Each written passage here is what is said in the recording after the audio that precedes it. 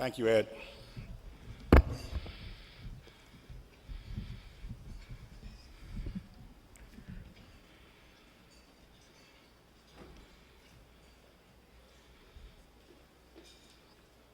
Secretary Gregory Domingo, Department of Trade and Industry, thank you for getting out of your sick bed to join us this morning. Mr. Michael Roba, President, European Chamber of Commerce, thank you for those remarks. Mr. Rick Jennings, President of the American Chamber of Commerce of the Philippines, Ms. Gloria Steele, Director, USAID, members of the Joint Foreign Chambers of Commerce, my good friend, Ambassador Bill Twaddell of the Australian Embassy, ladies and gentlemen, guests, magandang umaga sa inyong lahat, and a very good morning.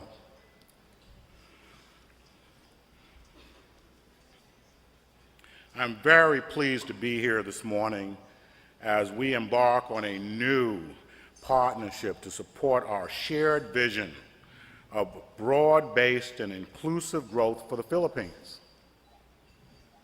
The United States government, through the United States Agency for International Development, is proud to support this annual forum of the Arangkada Philippines project.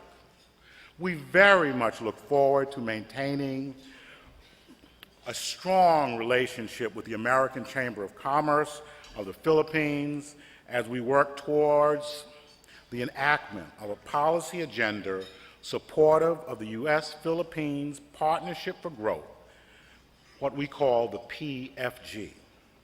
As you may know, the PFG constitutes a new framework for deepening and strengthening U.S. government engagement with the Philippine government to promote and sustain high economic growth.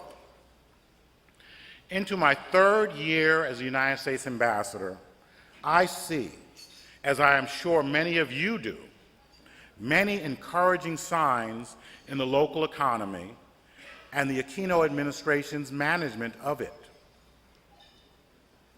The Philippines continues to be a bright spot among the world economies, with a growth rate of about 6.6% in 2012, one of the highest in Asia, and inflation managed steadily at the low end of the 3 to 5% range.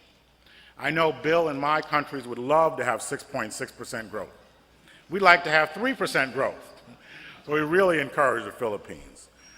Rankings from the competitive indexes improved by 10 places. Philippines is now 65 out of 144, putting it in the top half globally for the first time in decades.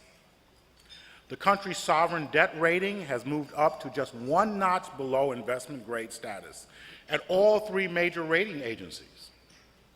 By ramping up investment, controlling inflation, and cracking down on corruption, the Philippine economy in 2012 showed signs of living up to its potential and provided reason for optimism in the United States that we will be able to make our bilateral economic relationship with the Philippines reach a new level in 2013. Now, the picture is not entirely rosy, with more work needed to provide a level playing field for foreign investment, combating corruption, improving an inadequate infrastructure, and streamlining bureaucracy needed to be done. The good news is that the Aquino administration knows that, and it's clear that the Philippine market is increasingly attractive to American and other businesses. The seeds of prosperity, as the International Herald Tribune called it, are indeed present to continue to grow the economy for the foreseeable future. As President Aquino remarked at the World Economic Forum in Davos, among investors, the Philippines is worth the price of admission, with Filipinos continuing to realize the long untapped potential of its country.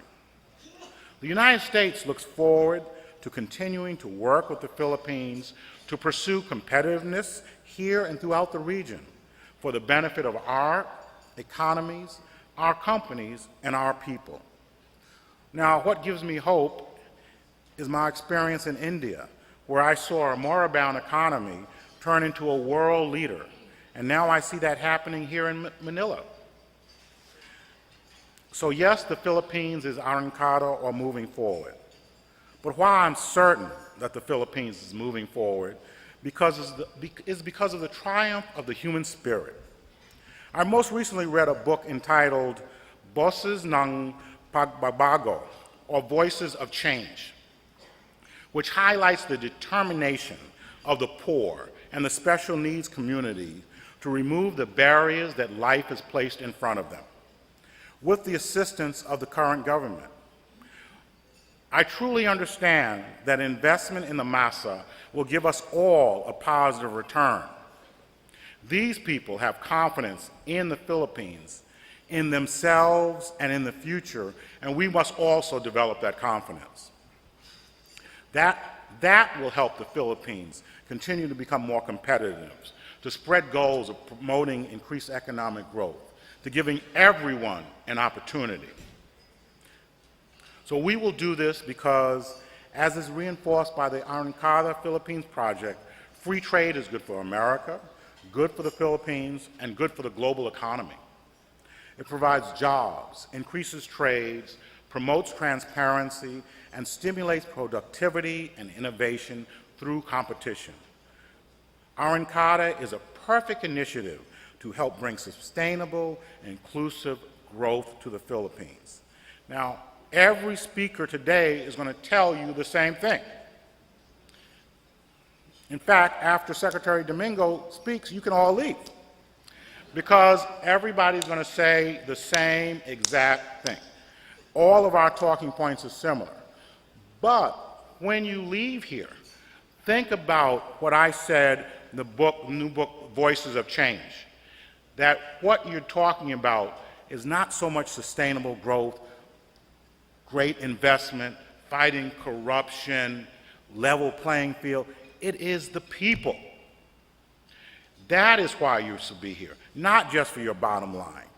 It is the people of the Philippines, that indomitable spirit that they have, that we should imbue in our businesses, in our corporations, in our embassies, so that we can help them and we can help ourselves. I want to thank you so much. I forgive you if you all leave, because you know what every speaker is going to say. I guarantee corruption, transparency, sustainable growth, what they should do in every speech. Hectoring doesn't work. We know that. Partnership does work, and that's why we have the Partnership for Growth. Thank you so much.